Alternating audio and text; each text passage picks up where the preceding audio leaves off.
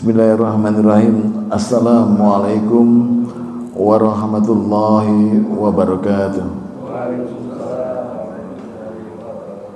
Alhamdulillahi rabbil alamin. Wassalatu wassalamu ala asrafil anbiya'i wal mursalin wa ala alihi wa sahbihi ajmain. Asyhadu an la ilaha illallah wahdahu la syarikalah, al-malikul haqqul mubin, wa asyhadu anna Muhammadan abduhu wa rasuluhu la nabiyya ba'dah, sadiqul wa'dil amin. Qala Allah ta'ala fi kitabil karim, a'udzu billahi minasyaitonir rajim, subhanaka la ilma lana illa ma 'allamtana innaka antal alimul hakim. Shadaqallahul azim. Wa sadaqa rasulun nabiyul habibul karim, wa nahnu ala zalika minasyahidin wasyakirin, walhamdulillahi rabbil alamin. Pertama-tama dan paling utama, mari kita lanjutkan lagi rasa syukur kita kepada Allah Subhanahu wa taala di Syawal tanggal 19 ya. 19 Syawal hari ini kita masih diberi kesempatan Allah untuk bermunajat padanya, berzikir. Tes. Oh, udah. Di samping di suasana Syawal ini, perkenankan saya mengucapkan selamat Hari Raya Idul Fitri 1455 Hijriah 445. Ja'alana minal aidin al faizin, taqabbalallahu minna wa minkum. Semoga Allah menerima semua ibadah kita, amin. Dan saya meyakini bahwa hari ini saya dikelilingi oleh sarjana muttaqin MTQ, lulusan sekolah Ramadan ya, MTQ. Kalau Bapak mau tahu diri Bapak ini takwa atau tidak sekarang ini, ngukurnya gampang. Ngukurnya lihat Pak Kiai Rahmat tadi, waduh VIP ya. Yang lain udah dapat juga belum? Oh, nggak dapat ya. Khusus saya ya. Amin, alhamdulillah. Kalau mau tahu sekarang takwa apa tidak, ngukurnya gampang. Tadi Pak Kiai Rahmat rakaat kedua membacakan ayat Al-Baqarah 177. Ya, Pak. Laisal birra antuwalu dan seterusnya itu. Di ujung bawahnya ayat itu ada tulisan ulaika humul muttaqun. Mereka itulah orang yang takwa. Cirinya banyak. Saya kalau baca itu nangis. Ternyata saya belum begitu. Di antaranya ciri orang takwa itu wa atal mala ala hubbi, miskinan, dzul qurba wal yatama wal wabnas sabil. Wa atal mala ala hubbihi, dan kamu mengasih harta yang kamu cintai untuk orang miskin, untuk anak yatim yang kamu cintai. Kalau kita sekarang, saya bukan kita, bapak-bapak enggak, saya tuh kasih harta sama orang yang saya enggak cintai, 2.000-an lecek, 5.000-an logam, saya enggak cintai itu, saya buang. Tapi Al-Quran nyuruhnya orang takwa itu ngasih harta ala hubbihi, duit yang kamu cintai.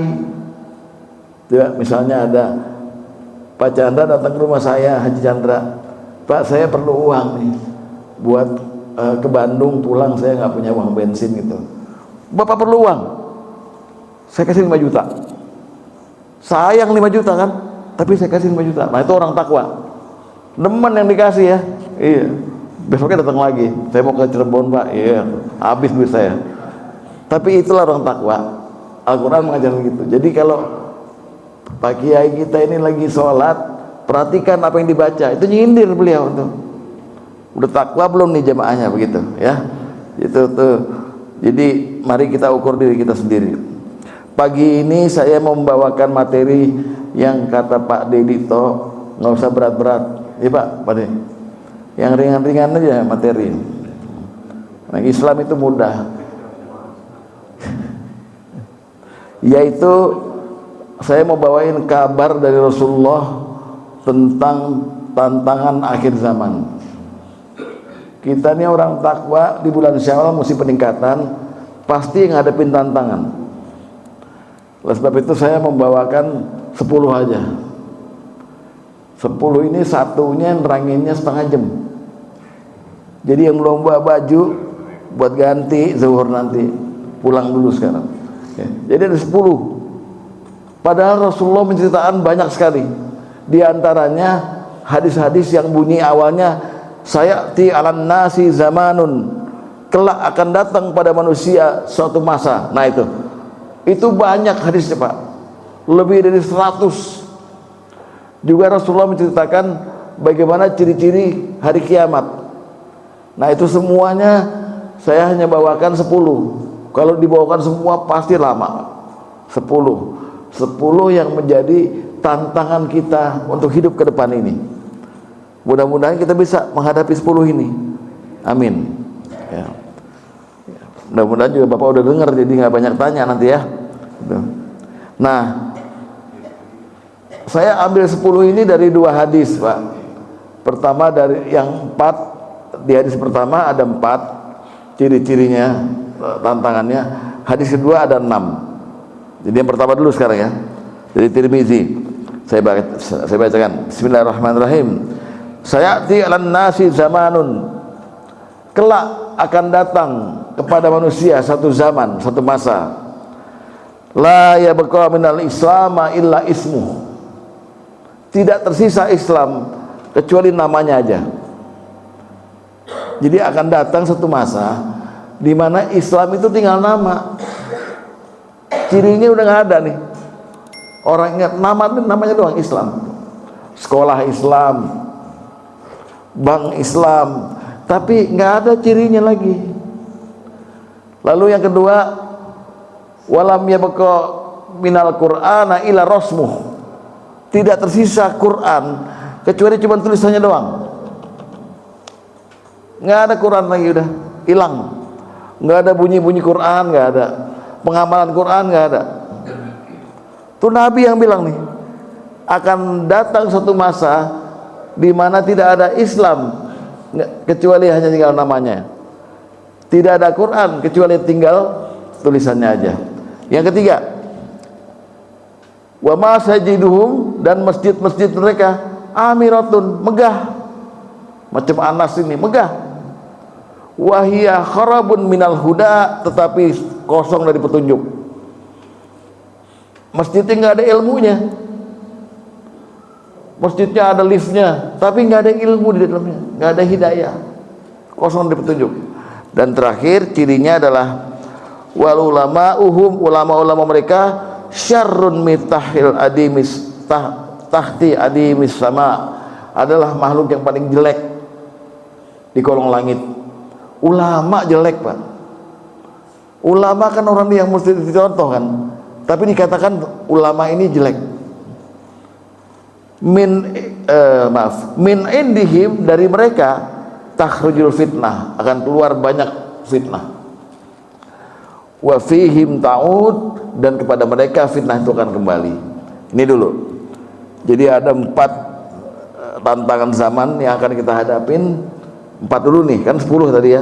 4 dulu. Pertama, ada satu masa di mana tidak ada Islam lagi yang tersisa kecuali namanya doang. Pak, Islam itu dihormatin Pak di mana-mana. Nabi bilang al-Islamu ya'lu wa la yu'la alaih. Islam itu ajaran yang tinggi dan tidak ada yang sanggup mengatasi tingginya Islam. Ajaran paling tinggi. Islam itu berwibawa di mana-mana. Tapi sekarang tinggal kosong. Saya kasih contoh. Di sini sih enggak Pak. Di kampung sebelah. Kampung mana itu enggak tahu namanya. Kalau masjid cuma penuh kalau Ramadan Pak. Kalau bulan lain selain Ramadan, masjid kosong. Aneh kan?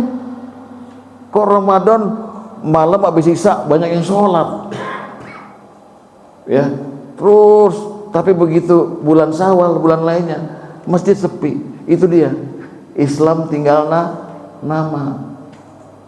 Kan aneh, mestinya masjid segini nih penuh, subuh, zuhur, asar, maghrib, isya penuh.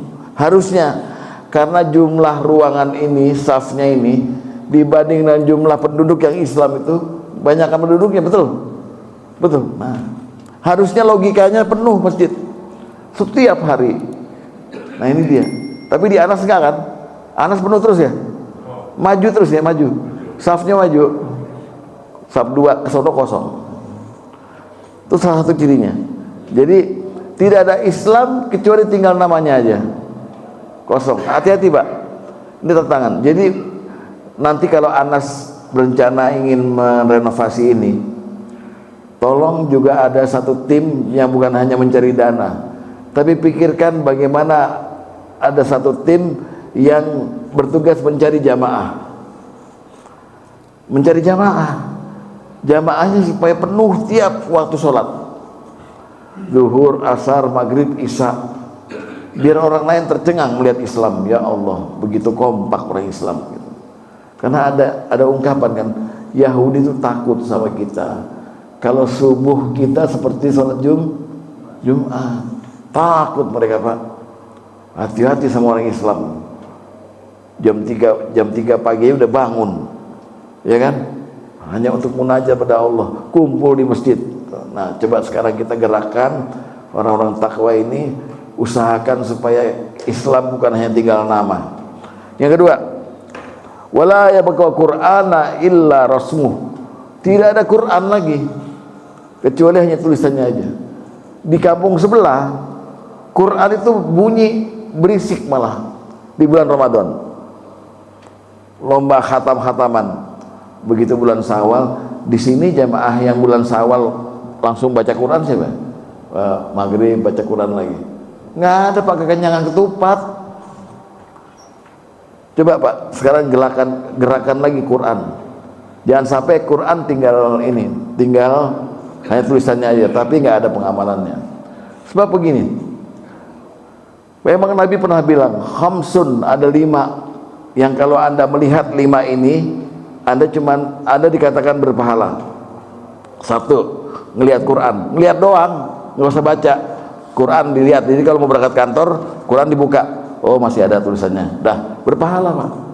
Kedua, lihat Ka'bah. Tapi jangan sampai situ kita. Kalau bisa Quran itu dijadikan sebagai huda, petunjuk untuk kita. Jadi kita jadikan dia buku pegangan. Akrablah dengan Quran. Sama kalau kita baca Quran setiap hari itu sama dengan kita bicara dengan Allah. Jadi yang dikatakan Nabi ini jangan sampai terjadi pada lingkungan kita. La yabqa Qur'ana illa la yabqa minal Qur'ana illa rasmuh. Tidak tersisa Quran kecuali tinggal tulisannya aja. Jangan sampai begitu. Kalau bisa Quran tiap hari dibaca di rumah oleh kita, oleh istri, oleh anak-anak semuanya. Ya, jadi Quran minded. Yang ketiga, ini berat ini. Wa masajiduhum amiratun wa hiya harbun minal huda. Harbun minal huda. Masjid-masjid nanti akan megah-megah. Ya, kita lihat masjid itu banyak yang megah, tapi kosong dari petunjuk. Di masjid itu nggak ada siapa-siapa Pak. Yang ada cuman Bilal, imam, muazin, imam, jamaah 3. Jadi makanya saya sangat menghargai orang-orang yang mau jadi DKM ini Pak. DKM. Dulu zaman Nabi masjid itu jadi pusat kebudayaan, pusat bisnis. Bicara apa saja di masjid. Jadi kalau mau nyari Abu Bakar di mana? Di masjid. Siapa di mana? Di masjid. Sekarang orang nyari Pak Chandra nggak di masjid. Di mana? Di kebon, lagi nginin madu Pak ya. Ngambil madu. Jadi masjid. Jangan sampai masjidnya gede tapi kosong dari petunjuk. Hati-hati. Ya. Jadi kalau bisa di masjid ini, di Anas sudah alhamdulillah setiap hari itu ada kajian habis subuh. Itu menandakan Anas tidak kosong dari petunjuk. Amin. Ya gitu. Ya. Jadi tiap hari harus ada ilmu di sini. Jangan kosong dan jangan dikunci. Jangan dikunci. Habis subuh orang ada musafir apa-apa. Saya dengar di Anas kalau ada musafir dikasih kopi Pak ya. Kopi ya itu alhamdulillah. Menandakan madu nggak dikirim-kirim.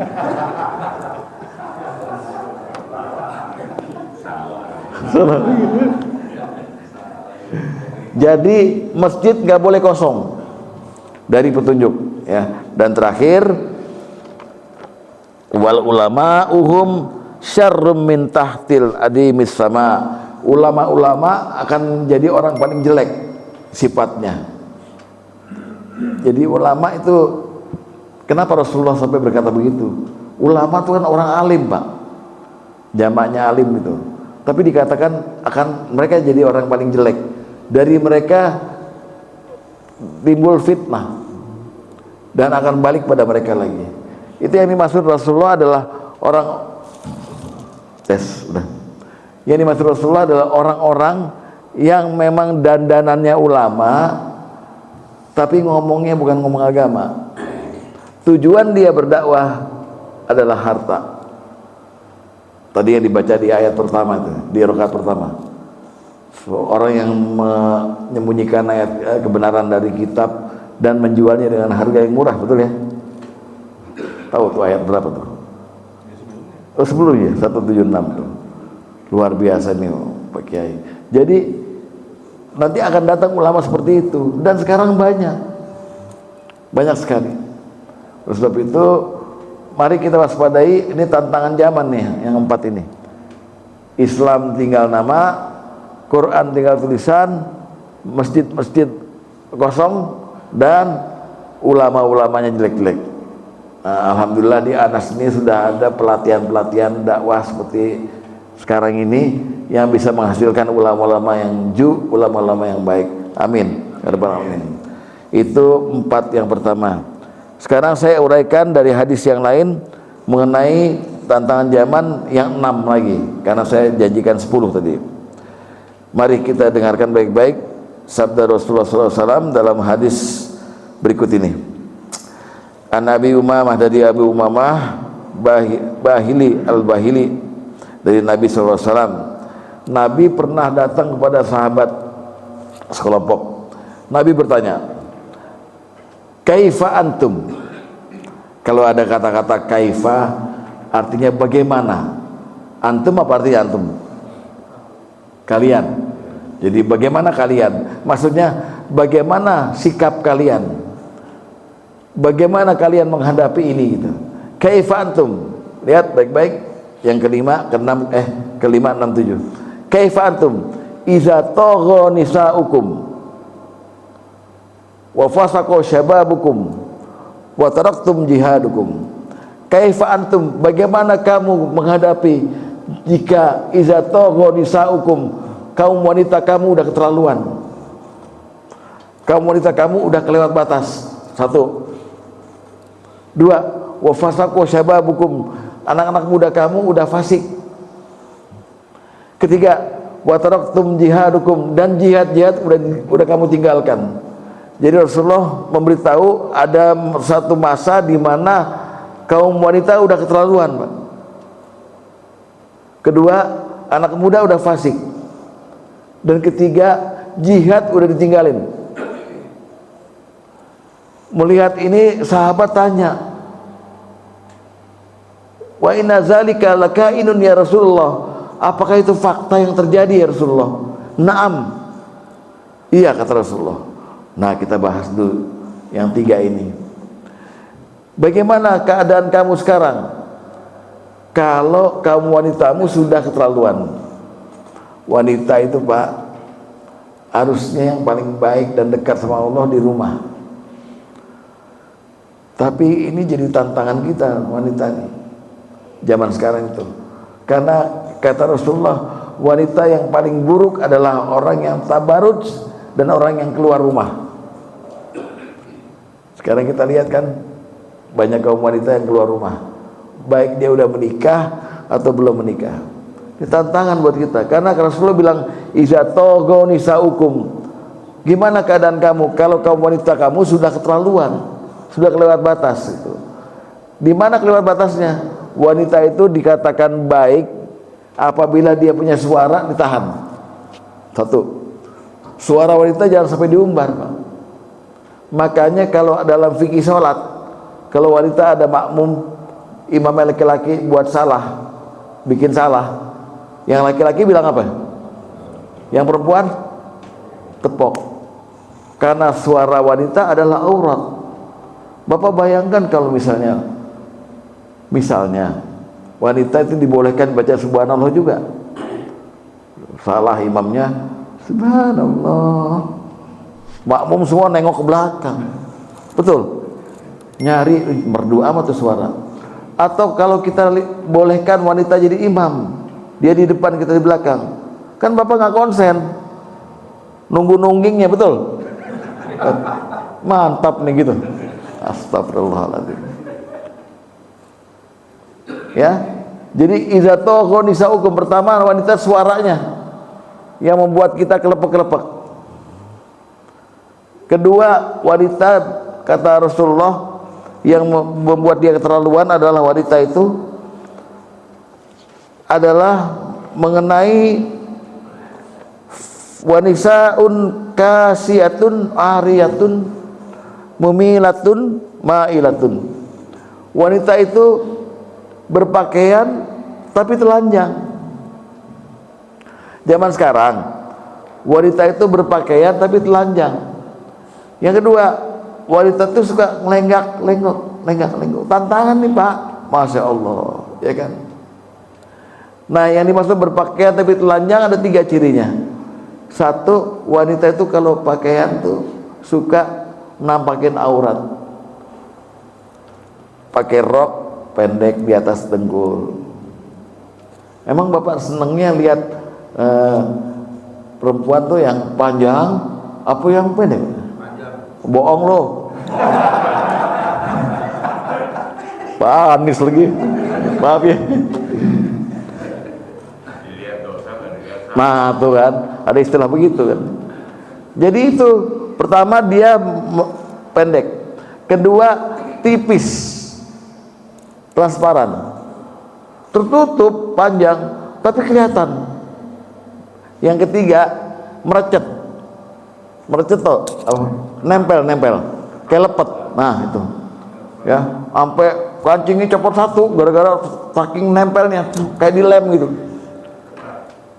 Itu yang Rasulullah sebut wanita yang berpakaian tapi telanjang, mereka penghuni neraka. Sekarang kita lihat perempuan-perempuan pakai jilbab tapi jilbub, ya kan? Dari belakang kita lihat, ya Allah, dan dia betul Rasulullah lenggok. Makanya Al-Ahzab 56 dan An-Nur 31 itu betul. Pakailah yang longgar, tutuplah semuanya. Al-Quran mengatakan. Nah, iza taghaw nisaukum, gimana kamu wahai sahabatku, kata Rasulullah, kalau kaum wanitamu sudah keterlaluan, artinya sudah menampakkan auratnya, sudah suaranya kemana-mana. Ya, pertama. Yang kedua, wa fasaqo syababukum, anak-anak muda kamu udah fasik. Fasik itu dalam bahasa Quran ada 3 artinya minimal. Pertama, fasik itu artinya munafik. Munafik itu cirinya 3 lagi. Iza hadatsa kadzab, wa iza wa'ada akhlaf, wa iza tumina khon. Kalau ngomong bohong. Bohong. Kalau janji nggak ditepatin. Kalau dikasih amanat khianat. Itu munafik. Nah, anak muda sekarang fasik itu munafik. Kata Rasulullah ya, ada satu masa di mana nanti anak muda tuh fasik. Yang kedua, fasik artinya melupakan Allah. Wala takunu kallazina nasullaha fa ansahum anfusahum ulaika humul fasikun. Al-Hasyr ayat 19. Jangan kamu lupakan Allah, nanti kamu lupa diri. Dan itu orang-orang yang fasik. Jadi fasik artinya melupakan Allah. Kegiatan anak muda sekarang nggak ada yang ingat sama Allah. Futsal maghrib, futsal mulainya jam 6 maghrib. Gimana mau sholat? Jadi dibikin sekarang anak muda tuh kreatifnya kreatif dunia. Makanya saya pesankan pada Masjid Anas supaya menggalakkan remaja masjid lagi, remaja Islam. Ya, sekarang udah mati Pak remaja masjid. Dulu remaja masjid banyak sekali. Sekarang remajanya sibuk. Ya, fasaqo syababukum, Rasulullah bilang, dan anak muda sekarang udah fasik, artinya anak muda sekarang udah lupa sama Allah. udah munafik. Yang ketiga, munafik artinya wa qasat qulubuhum, hati mereka tertutup dari hidayah, keras, dinasihatin susah, diapain susah gitu. Nah, bagaimana Pak? Sahabat yang ditanya begitu kaget kan. Gimana kamu keadaan kamu kalau kamu wanita kamu sudah keterlaluan dan anak muda kamu sudah fasik. Mudah-mudahan nggak terjadi di diri kita, amin. Ya. Dan yang ketiga, wa taraktum jihadukum, dan jihad sudah kamu tinggalkan. Jihad itu jangan Bapak artikan sebagai perang. Jihad itu bukan perang. Jihad itu artinya sungguh-sungguh. Makanya Quran Al-Maidah ayat 35 bilang wajahidu fisabilihi la'allakum tuflihun, dan bersungguh-sungguhlah kamu di jalan Allah agar kamu berbahagia. Atau wajahidu bi amwalikum wa anfusikum, atau ayat 41 wajahidu bi amwalikum wa anfusikum dzalikum khairul lakum in kuntum ta'lamun. Berjihadlah kamu dengan hartamu dan dengan dirimu, yang demikian baik bagimu. Nah, jihad seperti itu banyak macamnya. Misalnya Bapak jihad berazam untuk terus berjamaah di masjid, itu jihad. Bapak ngaji gini jihad. Bapak jihad dengan harta, menyumbang lebih kepada masjid, jihad semuanya. Sekarang Rasulullah bilang kamu udah ninggalin jihad nanti. Kaum wanita keterlaluan, lalu anak muda udah fasik, jihad udah ditinggal. Maka sahabat bertanya, wa inna dzalika lakainun ya Rasulullah, apa benar itu terjadi ya Rasulullah? Naam, kata Rasulullah. Wa asyaddu minhu sayakun, kata Rasulullah, yang lebih buruk dari itu akan terjadi juga. Wa ma asyaddu minhu, seperti apa yang lebih buruk ya Rasulullah? Rasulullah bilang lagi, kaifa antum, kata Rasulullah ya, Iza lam ta'muru bil ma'ruf wa lam tanhauna 'anil munkar. Bagaimana keadaan kamu jika enggak ada lagi yang nyuruh orang berbuat ma'ruf dan enggak ada yang melarang orang berbuat munkar? Gimana keadaan kamu kalau dunia ini bebas, enggak ada orang lagi yang melarang orang berbuat munkar, enggak ada orang yang nyuruh lagi berbuat kebaikan, bebasnya. Kalau kita ditanya begitu, ngeri Pak. Saya kasih contoh, misalnya ada orang pacaran depan rumah kita, lalu kita bilang, istri kita bilang, itu ada orang pacaran tuh, lalu kita bilang, nggak usah diurusin, itu urusan dia. Nah itu namanya kita nggak mencegah orang berbuat mungkar. Maka kita, yang bisa kita perbuat, kita keluar rumah, kita bilang, jangan begitu, usir. Jangan disuruh pindah Pak, jangan pacaran di sini, sono aja di lapangan, jangan begitu. Tapi kita cegah. Nah sekarang Rasulullah tanya, kaifa antum, bagaimana keadaan kamu jika satu masa tidak ada lagi yang nyuruh berbuat baik dan nggak ada orang yang larang berbuat jahat? Sahabat bengong juga. Apa terjadi Rasulullah seperti itu? Naam, terjadi. Bahkan lebih buruk lagi akan terjadi, kata Rasulullah. Apalagi yang lebih buruk dari itu? Ada, kata Rasulullah.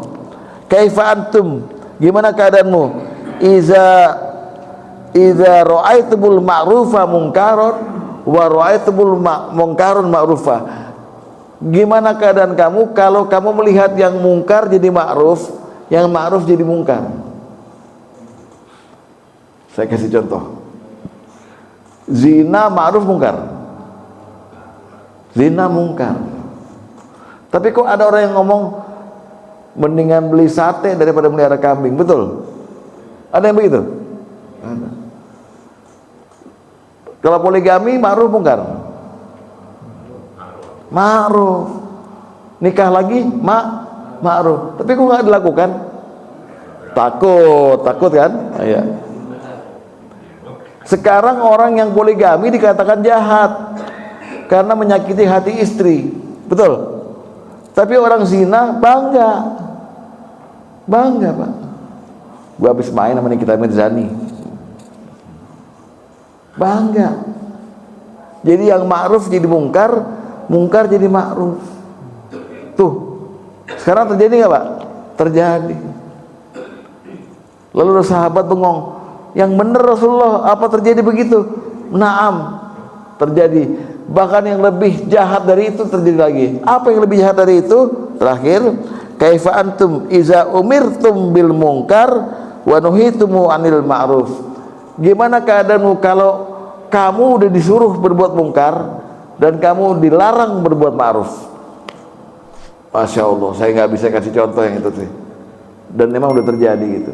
Jadi ini adalah 10 tanda-tanda akhir zaman yang perlu kita waspadai. Jangan sampai kita terjebak di dalam itu sehingga kita akhirnya menjadi bagian dari itu. Pertama adalah jangan sampai kita membiarkan Islam tinggal nama. Kedua, jangan sampai kita membiarkan Quran hanya tinggal tulisannya. Ketiga, mari kita ramaikan masjid. Jangan sampai kita lihat masjid megah tapi kharubun minal huda, kosong dari petunjuk. Keempat, jangan sampai kita melihat ulama-ulama ini. Makanya kalau ulama Pak, tolong Bapak manjain, paling tidak terima kasih sama ulama, karena lewat mereka lah kita mengetahui kebaikan Islam ini. Jadi ulama jangan diituin Pak, disepelein, bikin mereka betah untuk berdakwah kepada kita gitu loh, para ulama ini ya. Terus yang keempat, Rasulullah bilang nanti akan datang satu masa di mana kaum wanita keterlaluan, udah menampakkan keberanian kepada kita, kepada kaum laki-laki. Kelima, anak-anak muda sudah fasik. Keenam, apa tadi? Jihad sudah ditinggalkan. Lalu ketujuh, yang ma'ruf, tidak ada yang menyuruh berbuat ma'ruf. Yang ke-8 ya Pak ya. Dan tidak ada yang melarang orang berbuat mungkar. Yang ke-9, ma'ruf jadi mungkar, mungkar jadi ma'ruf. Kemudian yang terakhir 10, Anda disuruh berbuat mungkar dan dilarang berbuat ma'ruf. Semoga kita bisa terhindar dari semua tantangan ini. Amin ya rabbal alamin. Demikian, mohon maaf ada kekurangan. Wassalamualaikum warahmatullahi wabarakatuh.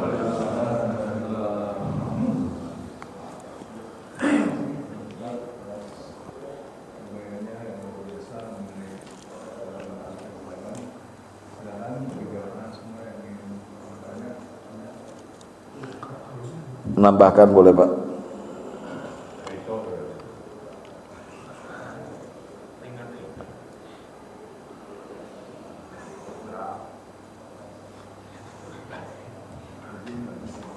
Kan nggak berat kan Pak Dito, nggak berat kan ini?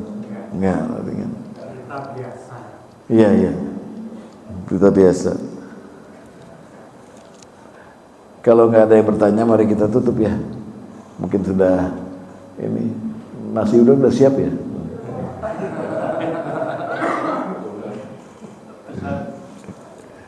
Silakan.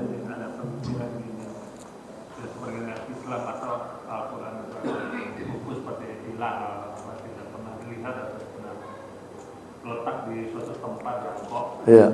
Sebagai pajangan Pak. Sebenarnya kan Rasul atau mungkin saya salah ya, di ayat Quran saya nggak, Rasul itu kan Rasul untuk memperbaiki akidah dan akhlak, benar ya? Menyempurnakan akhlak. Menyempurnakan akhlak, akidah dan akhlak. Akidah itu implementasinya kan keesaan Allah, rukun iman, jalankan rukun iman, rukun Islam dan segala ini, terutama yang 5-6 jalankan hukum. Itu udah jelas, tuntunannya udah jelas. Nah masalah akhlak ini kadang-kadang mestinya kan akidah itu harus dijawantahkan, diimplementasikan ke akhlak, gitu ya. Nah lihat umat Islam kita sekarang sudah pergaulan yang kecil-kecil aja, umpamanya kita sangat tahu apakah itu kebersihan dari iman. Banyak contoh-contoh yang diberikan oleh Rasul, ternyata itu sudah mulai. Sebenarnya kebersihan yang paling gampang kita lihat negara Islam kayaknya. Jadi ini kemana nih? Ya bisa-bisa betul yang Ustaz bilang tadi, lupa dengan Islamnya, sampai-sampai mungkin saya mengutip ucapan Muhammad Abduh, saya ke Perancis melihat Islam di situ, tapi saya tidak melihat Muslim. Padahal di situ nggak ada Muslim, tapi mereka meneriakkan bagaimana kebersihan, bagaimana menghargai orang yang nyebrang jalan berhenti dulu. Kalau kita susah banget nyebrang jalan, ini bawa mobil bus motor. Padahal saya yakin yang itu Muslim. Ini gimana? Iya. Jadi yang dimaksud la yabqal minal Islam ila ismu. Tidak tersisa Islam lagi kecuali nama aja. Sebetulnya itu keadaan udah pernah terjadi, Pak. Keadaan itu terjadi di Spanyol. Ya. Dulu Spanyol diduduki oleh Islam itu 600 tahun. 6 abad, Pak. Tapi begitu ditaklukkan oleh perang salib, maka orang Spanyol sekarang yang paling tua itu lupa Islam itu kayak apa gitu. Itu maksudnya dulu ya, yang terjadi sekarang. Nah kalau yang kayak gitu-gitu bukan hanya di Perancis, Islam tuh paling banyak ada di Jepang, Pak. Bapak kalau ke Jepang, ke Kobe misalnya, saya lihat di YouTube itu, ada Bapak megang uang untuk beli tiket kereta, logam, jatuh uangnya itu orang yang nolongin rebutan, ngambilin uang Bapak. Ya, artinya budaya tolong menolong yang Islam ajarkan dipakai di sana. Di sini ada uang jatuh, ya elah, injak Pak. Saya nggak lihat, habis orangnya pergi diambil, begitu. Ya, juga termasuk budaya istri menghormati suami itu di Jepang. Istri itu kalau suami pulang, suaminya mabok, kaki dicuciin. Di Jepang. Sini, iya.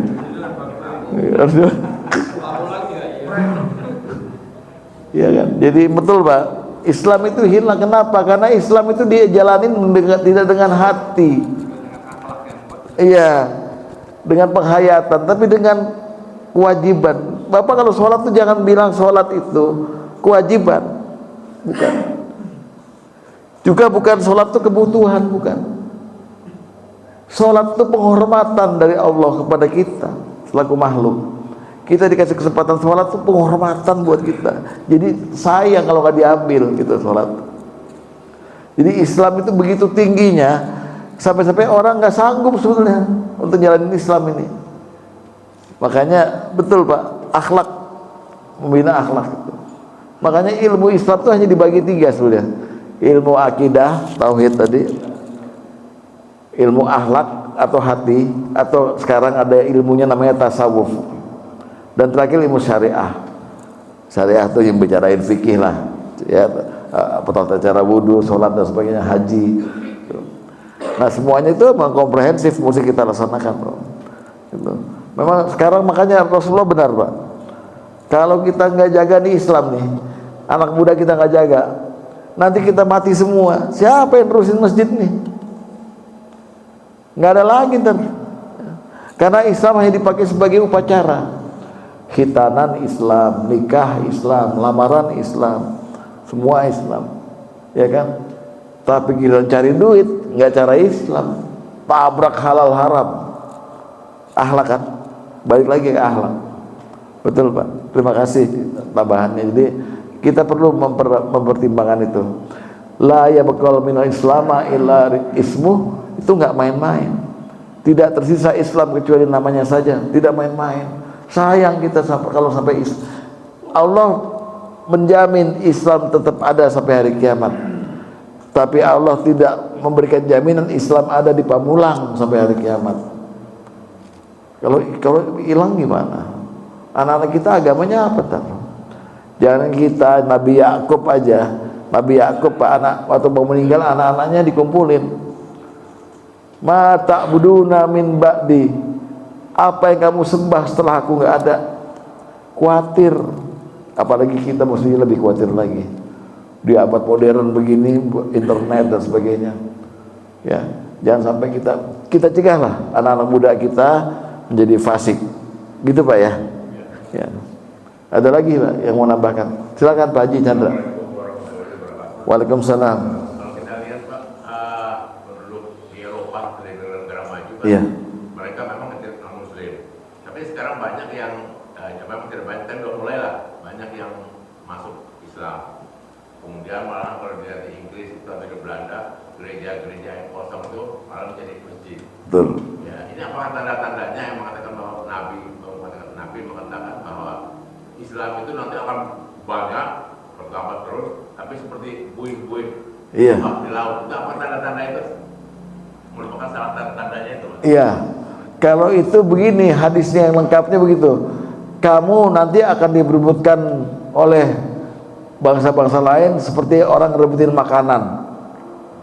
Lalu ada sahabat tanya, kok kita kayak makanan ya Rasulullah, diperebutan gitu? Emang kita sedikit? Tidak, jumlah kamu seperti buih di lautan, gitu kan? Saking banyaknya itu, kamu akan direbutkan itu. Tapi kamu punya dua penyakit. Orang Islam itu punya dua penyakit, Pak. Namanya al-wahan, yaitu cinta dunia, bakarahiyatul maut, dan benci dengan kematian. Itu hadisnya, itu lengkapnya bunyinya, gitu betul. Memang itu juga termasuk hadis tanda-tanda zaman, tantangan zaman. Bayangin kita banyak tapi nggak kompak. Sebaliknya, orang-orang yang udah diberi hidayah Allah masuk ke dalam Islam secara berbondong-bondong.